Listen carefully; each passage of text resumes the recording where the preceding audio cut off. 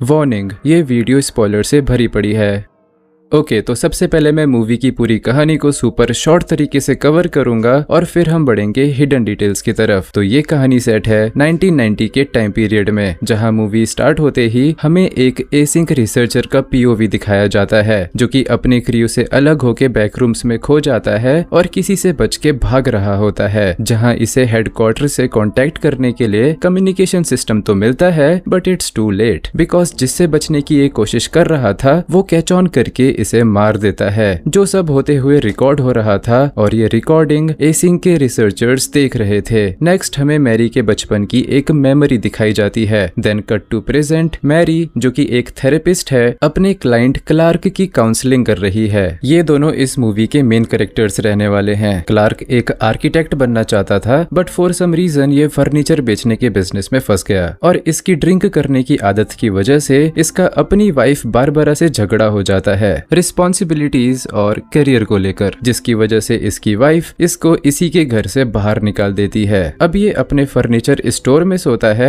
और थेरेपी के लिए मैरी के पास आता है। अगले सीन में हम क्लार्क को अपने स्टोर के लिए एडवर्टाइजमेंट करते हुए देखते हैं इसके दो एम्प्लॉइज कैट और बॉबी के साथ। शूटिंग खत्म होने के बाद ये कैट को स्टोर खोलने के लिए कहता है विच वॉज ऑलरेडी ओपन, लेकिन फिर भी कोई कस्टमर नहीं दिख रहा, यानी ये स्टोर कुछ खास फेमस है नहीं। एनीवेज, स्टोर का बिजली का बिल कुछ ज्यादा ही आ रहा था। स्टोर में इलेक्ट्रिसिटी आउटेजेस होने के बावजूद तो क्लार्क एक इलेक्ट्रिशियन को बुलाता है जिसके हिसाब से सारे सर्किट्स बिल्कुल नॉर्मल है एक्सेप्ट एक स्विच जो किसी भी चीज से कनेक्टेड है ही नहीं, बस एक डमी की तरह यहाँ एग्जिस्ट कर रहा है, जो क्लार्क के अकॉर्डिंग पहले यहाँ पे था भी नहीं, but he is not 100% sure. Next हम देखते हैं मैरी को जो सोफे पे पड़ी हुई अपनी लिखी किताब का एडवर्टाइजमेंट देख रही है। देन वी सी क्लार्क जो अपने स्टोर के बिस्तर पे पड़ा ड्रिंक करता हुआ टीवी देख रहा है, जहां अचानक टीवी बंद हो जाता है और स्टोर की लाइट्स मेल फंक्शन करने लगती है, जिसके बाद ये अपनी गाड़ी उठा के अपने घर के बाहर पहुंच जाता है इस उम्मीद में कि शायद बारबरा की शक्ल देखने को मिल जाए, जो कि होता नहीं। अगली रात क्लार्क फिर से बिस्तर पे पड़ा ड्रिंक करता हुआ टीवी देख रहा था जब अचानक इसके टीवी पे बैकरूम्स का एक कमरा नजर आता है जिसके बारे में इसे एट दिस मोमेंट कोई आइडिया नहीं है। टीवी फिर से बंद हो जाता है और बेसमेंट की लाइट्स फ्लिकर होने लगती है और जब ये सर्किट को चेक करने जाता है तो कोई भी बटन काम नहीं कर रहा था एक्सेप्ट दिस वन, जिसको ऑफ करते ही पूरे बेसमेंट की लाइट्स बंद हो जाती है, जिसके बाद ये स्विच भी काम करना बंद कर देता है। तो किसी भी स्विच से लाइट्स फिर से ऑन नहीं होती, जिसकी वजह से ये इरिटेट होके वापस जाने लगता है, लेकिन इसे अचानक अपने पेरिफेरल विजन में कुछ अनयूजुअल नजर आता है। प्लेन दीवार पे एक थ्रेशहोल्ड बन चुका था जिसको एग्जामिन करने के चक्कर में क्लार्क इसमें एंटर कर जाता है और फिर कबूतर की तरह पूरे इलाके को एक्सप्लोर करने लगता है, जहां इसे काफी चीजें मिलती है जिनके बारे में हम डिटेल वाले सेक्शन में बात करेंगे। फिलहाल जब ये एक जगह पे तोड़फोड़ होते हुए देखता है तो ये घबरा के भागने लगता है और लकीली इसको एग्जिट मिल जाती है और फिर आता है ये आइकॉनिक सीन जिसके बारे में हम आगे बात करेंगे। अगला हमें दिखाया जाता है एसिंक फैसिलिटी का एक सीन जिसमें फिल क्लार्क को बैकरूम्स में घूमते हुए देख रहा है। बैक टू क्लार्क जो कि खुशी खुशी अपने थेरेपिस्ट के पास पहुंचता है और उसको बताता है कि वो पिछले कुछ दिनों से एक सीक्रेट कॉम्प्लेक्स एक्सप्लोर कर रहा है जिसका मैप ये थेरेपिस्ट को दिखाता भी है, लेकिन जब ये पूरी कहानी बताता है तो थेरेपिस्ट इसकी बात पे यकीन नहीं करती। तो ये थेरेपिस्ट को कहता है कि अगली बार मैं प्रूफ लेकर आऊंगा और तब तुम्हें मुझसे माफी मांगनी पड़ेगी, जिसके बाद ये सीधा जाता है कैट और बॉबी के पास और अपने साथ चलने के लिए कन्विंस करता है, जिसके बाद ये तीनों निकलते हैं रूम्स एक्सप्लोर और रिकॉर्ड करने के लिए, जहां क्लार्क बॉबी को एक रस्सी से बांध के एक कपड़ों से भरे कमरे में डिसेंड करता है ताकि ये इस इलाके को रिकॉर्ड कर सके। लेकिन तभी अंधेरे में बॉबी को कुछ हलचल नजर आती है जिसे देखते ही बॉबी भागता हुआ ऊपर आ जाता है, लेकिन रस्सी का थोड़ा सा हिस्सा नीचे ही रह जाता है जिसको पकड़ के एंटिटी बॉबी को नीचे खींच लेता है। रस्सी इनके पीछे बेड पे भी बंधी थी जो खींचने की वजह से ये दोनों भी कैमरे के साथ नीचे गिर जाते हैं, जहाँ हम बॉबी बॉबी के बेजान शरीर को दरवाजे में खींचते हुए भी देख सकते हैं। कैट बॉबी को बचाने जाती है, लेकिन क्लार्क को कैट के चीखने की आवाज आ जाती है। अगला नंबर इसका ना हो इस डर से ये टूटी हुई दीवार से भाग निकलता है। भागते भागते कॉम्प्लेक्स में भटकते हुए ये पहुंचता है एक अंधेरे कमरे में, जिसके बीच में एक क्रिसमस ट्री था और ट्री के बगल में था एक व्हील चेयर पे बैठा लैंप ऑन करने वाला एंटिटी, जिसके लैंप ऑन करते ही क्रिसमस ट्री के पीछे से एक फीमेल एंटिटी क्लार्क की तरफ बढ़ने लगती है, जिसे देखकर क्लार्क डर के भाग जाता है और एक पूल रूम्स जैसे इलाके में आ जाता है, जहां एक दीवार के पीछे से इसे कैट की आवाज आती है, बट वो दिखाई नहीं दे रही, लेकिन कैट को क्लार्क दिखाई दे रहा है। क्लार्क कैमरे को नीचे रखकर सिचुएशन एग्जामिन कर रहा होता है, जब पीछे से एंटिटी कैमरे को उठाता है और रिकॉर्डिंग यहीं खत्म हो जाती है। सीन कट होता है मैरी के बचपन में, जहां इसकी मम्मी ना खुद बाहर जाती है ना मैरी को जाने देती है। ये खिड़कियों पे पेपर चिपका के रखती है ताकि ना कोई अंदर देख सके ना बाहर, और बाहर के दरवाजे पे फर्नीचर अटका के रखती है फॉर ऑब्वियस रीजंस। और जब मैरी बाहर झांकने की कोशिश करती है तो ये ओवर कॉशियस हो जाती है, जिससे हमें पता चलता है कि ये मेंटली अनस्टेबल है, जिसका रीजन हम आगे जानेंगे। फिलहाल मैरी अपने फ्लैशबैक वाले सपने से जागती है, जहां इसके लिए एक वॉइस मेल इंतजार कर रहा था।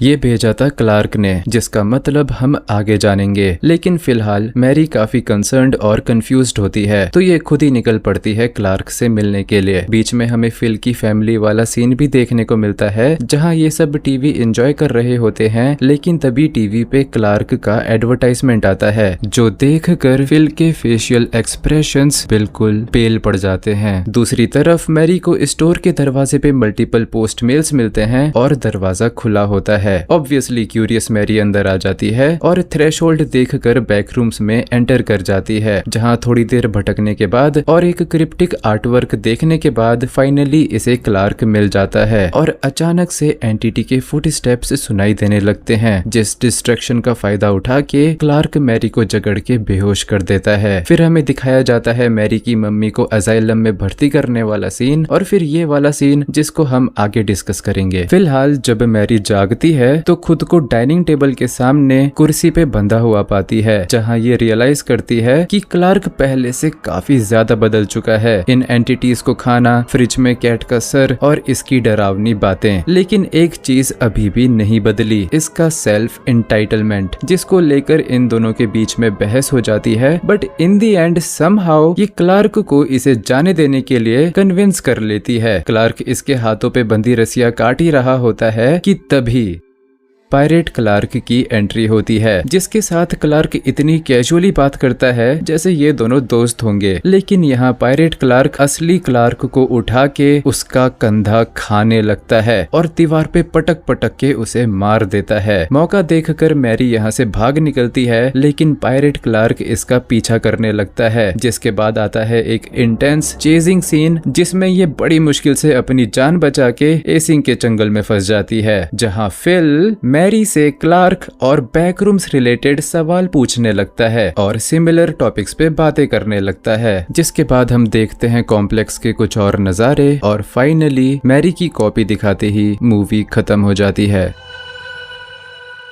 चलो फिर हिडन डिटेल्स एक्सप्लेन करने का टाइम आ चुका है, जिनमें से कुछ डिटेल्स समझने के लिए आपको ये वीडियो देखनी पड़ेगी, तो जल्दी से पहले ये वीडियो देख कर आओ। इसकी लिंक मैंने डिस्क्रिप्शन में सबसे ऊपर अटैच करी है। तो सबसे पहले हमने ये तारीख देखी थी 19 जून 1990, और अगर आप लोगों ने मेरी ये वीडियो देख ली तो आपको पता होगा कि एसिंक ने पहली बार 17 अक्टूबर 1989 में बैकरूम्स को एक्सेस करने के लिए पोर्टल खोला था, और 1990 के बाद से लोगों के मिसिंग होने की रफ्तार तेजी से बढ़ने लगी, क्योंकि बैकरूम्स के लिए पोर्टल्स रैंडमली कहीं पे भी खुलने लगे और लोग उनमें घुस के गिर के खोते रहे। इस मूवी की कहानी भी 1990 के टाइम पे सेट है, जहाँ पे रैंडमली बाकी जगहों की तरह पोर्टल खुल जाता है, और आगे तो हम जानते ही हैं। So everything is pretty much connected. Next, जब क्लार्क ये कहता है कि ये स्विच पहले यहाँ नहीं था, तो मे बी वो स्विच सही में पहले वहाँ नहीं था, लेकिन जब बेसमेंट में बैकरूम्स का पोर्टल खुला होगा तो पोर्टल ने अपने आसपास की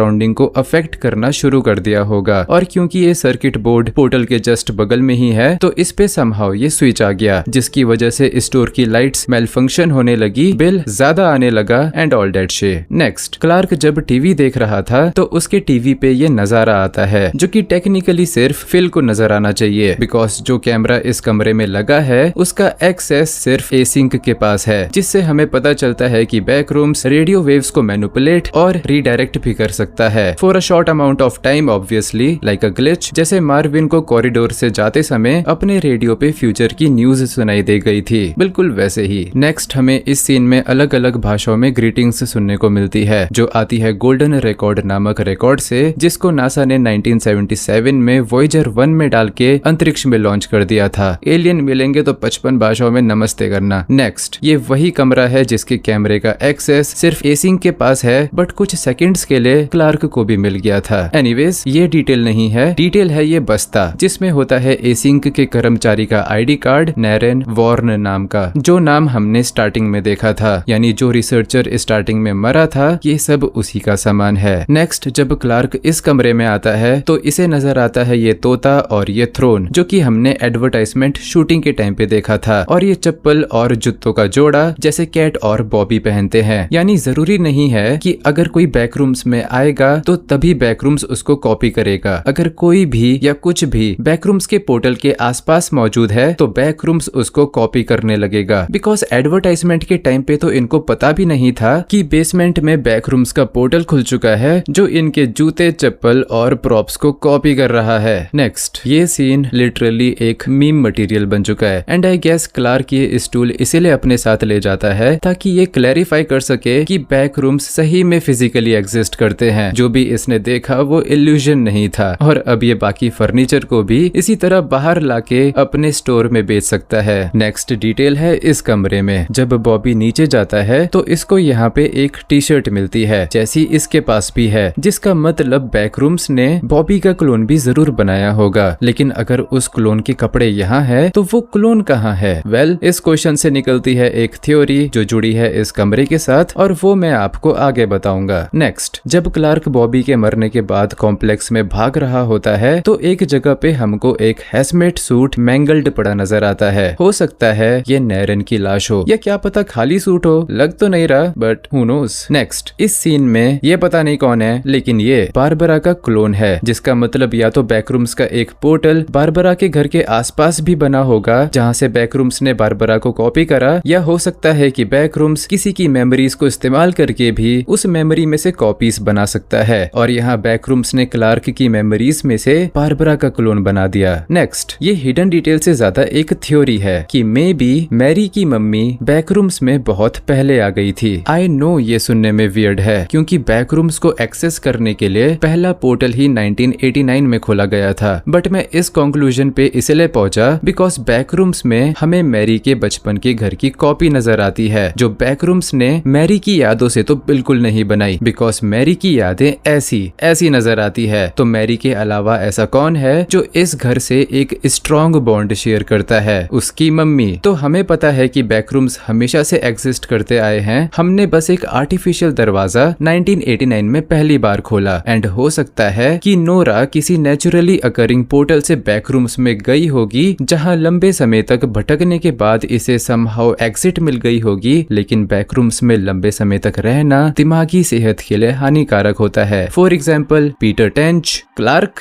और नोरा क्लाइन। नेक्स्ट, मैरी को जब क्लार्क का वॉइस मेल आता है तो वो कहता है कि उसने विंडो खोल दी है और अब वो वापस नहीं आने वाला। ये विंडो खोलने वाली बात रेफरेंस है मैरी की लिखी book the window with in के लिए, जिस बुक में ये बताती है कि कोई अपने अंदर मौजूद विंडो कैसे खोले so that one can stop avoiding the outside world and cherish the world beyond the window, also in this process start loving themselves. लेकिन जब ये साइकोलॉजिकल विंडो क्लार्क बैकरूम में फाइनली खोलता है तो उसके हाथों ऐसे काम हो जाते हैं जिनकी वजह से अब वो असली दुनिया में वापस आ ही नहीं सकता, बिकॉज अब वो एक क्रिमिनल कहलाएगा, और दूसरा अब वो बैकरूम्स को अपने घर की तरह चेरिश करने लगा था। नेक्स्ट, इस सीन में काफी लोगों को लगा होगा कि फिल टीवी पे क्लार्क का एडवर्टाइजमेंट देखकर शॉक्ड है, बट नहीं, फिल यहाँ अपने दिमाग में डॉट्स को कनेक्ट करने की कोशिश कर रहा है। पहले इसने पायरेट क्लार्क को अपने कोवर्कर नैरिन को मारते हुए देखा, फिर क्लार्क को बैकरूम्स में भटकते हुए देखा एंड नाउ ये एडवर्टाइजमेंट जो कि एक स्टोर का है और क्लार्क इसमें पायरेट बना है, जिसका मतलब बैकरूम्स का पोर्टल स्टोर के आसपास या अंदर ही होना चाहिए, जहां से बैकरूम्स ने क्लार्क का पायरेट वाला पर्सोना कॉपी कर दिया। नेक्स्ट, मैरी को स्टोर के दरवाजे पे बहुत सारे पोस्ट मेल्स दिखे थे, जिसका मतलब क्लार्क को गायब हुए काफी दिन हो चुके हैं, बिकॉज ये स्टोर खोलने का और मेल्स रिसीव करने का काम क्लार्क का ही है। I mean, ये डिटेल तो हिडन भी नहीं थी, बट स्टिल कोई नहीं, बता दी मैंने। नेक्स्ट, जब मैरी बेसमेंट में जाती है तो यहाँ सारे में फर्नीचर फैला होता है जो क्लार्क बैकरूम्स में से सपड़ करके लाया होगा, और जब मैरी इस कमरे के बाहर आती है तो इस एंगल से यहाँ पे हमको एक कटा हुआ हाथ पड़ा नजर आता है जो शायद कैट का हो सकता है, बिकॉज मे बी कैट को वापस जाने का रास्ता मिल गया होगा, लेकिन बाहर निकलते ही वो अथॉरिटीज को बॉबी के मौत के बारे में सब कुछ बता देती, जिसका रिस्पॉन्सिबल क्लार्क होता। तो क्लार्क ने इसको रोकने की कोशिश करी होगी, बिकॉज ये फ्रिज वाले सीन में बताता है कि I tried to help her, लेकिन ये नहीं मानी होगी। मानती भी कैसे, इसने पूल रूम्स में क्लार्क और पायरेट क्लार्क को टीम अप करते हुए देख लिया होगा, तभी तो क्लार्क अब तक जिंदा है। So the last resort was to silence her permanently. Next, हमें ये आर्टवर्क नजर आता है, जिसके लिए मैं एक सेपरेट थ्योरी शॉट बनाऊंगा, सो वेट फॉर इट। नेक्स्ट, हम सब ने देखा कि क्लार्क जानता है कि इन स्टिल लाइफ के शरीर को खाया जा सकता है, लेकिन इसको पता कैसे चला कि इन्हें खाया जा सकता है? Well, I have two theories. पहली थ्योरी के अकॉर्डिंग इसने शुरुआत में सरवाइव करने के लिए कैट के शरीर को खाया होगा, लेकिन जब वो खत्म हो गया तो इसने स्टिल लाइफ्स को मारने की कोशिश करी होगी, ओनली टू डिस्कवर कि इनको दर्द नहीं होता और इनको खाया जा सकता है। दूसरी थ्योरी के अकॉर्डिंग पायरेट क्लार्क और ये दोनों दोस्त बन चुके थे, तो पायरेट क्लार्क ने अपने खाने से थोड़ा हिस्सा क्लार्क के साथ शेयर करा होगा जो उसको पसंद आया और फिर खाता गया। रही बात पायरेट क्लार्क के खाने की, तो यहाँ पे मैं कनेक्ट करना चाहूंगा उस कपड़ों से भरे कमरे वाली थ्योरी को, जिस थ्योरी के अकॉर्डिंग यहाँ जितने भी कपड़े हैं ये सारे उन स्टिल लाइफ्स और लोगों को बिलोंग करते हैं, जिनको पायरेट क्लार्क ने खा के उनके कपड़े रैपर की तरह यहाँ फेंक दिए हैं। इसीलिए हमें स्टार्टिंग में बॉबी की टी शर्ट इस ढेर में पड़ी मिलती है, बिकॉज बैकरूम्स ने बॉबी का क्लोन बनाया होगा, जिसको पायरेट क्लार्क ने खा के उसके कपड़े यहाँ फेंक दिए, लाइक सो मैनी अदर्स। अचानक से ये कमरा पहले से भी ज्यादा हॉरिफाइंग हो गया है ना। नेक्स्ट, एक अनइम्पोर्टेंट डिटेल जो क्योंकि मैंने नोटिस कर ली तो मैं आपको भी बताऊंगा। क्लार्क मैरी को कुर्सी से बांधने के लिए उसी रस्सी का इस्तेमाल करता है जिस रस्सी को यूज करके उसने बॉबी को डिसेंड किया था। नेक्स्ट, क्लार्क के साथ अच्छी खासी दोस्ती होने के बावजूद आखिर ये क्लार्क को खा क्यों जाता है? वेल, यहाँ पे काफी लोगों को इस मॉन्स्टर का बेसिक कॉन्सेप्ट समझ में नहीं आया। बैकरूम्स लोगों की मेमोरीज कॉपी करके क्लोन बनाता है, तो ये मॉन्स्टर कोई सेपरेट एंटिटी नहीं बल्कि क्लार्क की ही मेमोरी का हिस्सा है, और क्योंकि क्लार्क की आदत रही है खुद को मेंटली सेफ रखने के लिए, झूठा दिलासा देने के लिए दूसरों को ब्लेम करना और उन पे मेंटली अटैक करना, तो इसी चीज को मॉन्स्टर अडेप्ट कर लेता है और खुद को यानी क्लार्क को छोड़ के हर किसी पे फिजिकली हमला करता है, बिकॉज इन दी एंड ये मॉन्स्टर क्लार्क की मेंटल स्टेट है जो कि बैकरूम्स में फिजिकली एग्जिस्ट कर रही है। तो थेरेपिस्ट से झगड़ा होने के बाद जब क्लार्क सही में अपने एक्शंस एक्नॉलेज करता है, तो बेसिकली ये मेंटली अपने ऊपर अटैक कर रहा है कि हाँ, मैं एक बुरा इंसान हूँ, कैसे बदलूं मैं खुद को। बट अब बदलने के लिए काफी देर हो चुकी थी, बिकॉज जो अटैक्स क्लार्क मेंटली अपने ऊपर करने लगा था उनको फिजिकली करने के लिए क्लार्क की मेंटल स्टेट खुद आ जाती है, और क्लार्क का ये रिफ्लेक्शन उसी पे भारी पड़ जाता है। क्लार्क की यादें लिटरली उसे खा बैठी। नेक्स्ट, इस सीन में अनलाइक अदर स्टिल लाइफ्स हम पायरेट क्लार्क के शरीर से खून निकलते हुए देखते हैं और यहाँ इसे रोते हुए भी देखते हैं, जिसे एक्सप्लेन करने के लिए अगेन मैं एक सेपरेट थ्योरी शॉट बनाऊंगा, सो वेट फॉर इट।